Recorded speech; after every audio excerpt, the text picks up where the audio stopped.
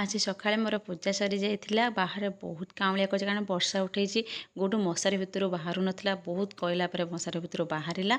आको मुझे छतुआ खई देती आज तापाई आसी दलिया ओट्स सी केबे खाइनी आज फास्ट टाइम खाइब तापर मु बनईली माछ माछ भलसे भाजी देती पाणियाखिया माछ को आउ जो रोही माछ आनी मु तरकारी बनवाई भाजी देती भलसे अदा रसुण छेची देती पियाज पकईकी भलसे तरकारी रांधि तापर गुडू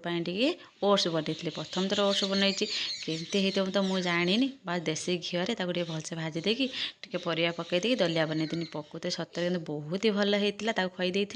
तापर मुझे बसिकी मछटा एत कुड़कुड़ होता मुझे बस खाई कि माछ आनी देदेली टिकी बाबू पेट छोट ना बड़ आपण मैंने कमेंटर कहे मुझे खाई